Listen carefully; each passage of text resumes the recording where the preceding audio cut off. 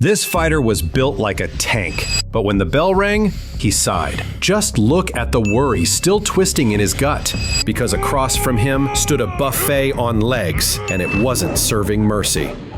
This wasn't just any bout. It was set on the grand stage of Pride 34, the final event of the legendary Japanese promotion Pride AC. It marked the end of an era. Once the gold standard of MMA, Pride collapsed under scandal and financial pressure. Pride 34 was its last hurrah, a farewell to the bright lights, wild entrances, and warrior spirit that defined Japanese MMA. And what better way to close it than with a fight that looked like a sumo clash fused with a street brawl? Butterbean, 40 years old, thick around the middle, and long past his prime, was still feared for one thing: pure, raw knockout power. For years, he turned lights out in seconds. Boxing was his playground. MMA? Not so much. But that didn't stop him. Not tonight. Across from him stood Zulu Zinho, not just a giant, but the giant, son of the legendary Zulu, the bare-knuckle valet tudo bruiser who once stood toe-to-toe with Rickson Gracie. This was more than just another heavyweight scrap. This was myth colliding with myth. It felt ancient. It felt ridiculous, tipping the scales at nearly half a ton combined. No feints, no fancy footwork, just meat,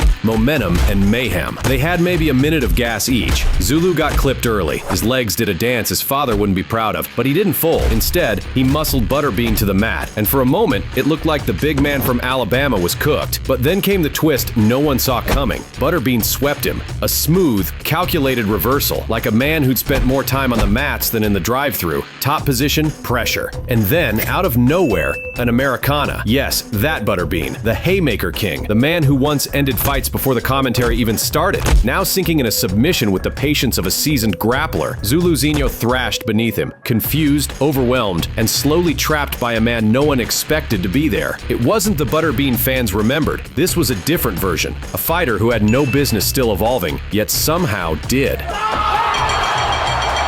And as Pride's final chapter played out under the Tokyo Dome lights, this unexpected ground game didn't just win a fight. It reminded everyone that even the most one-dimensional stories can still surprise you on the last page. Jiu-Jitsu me!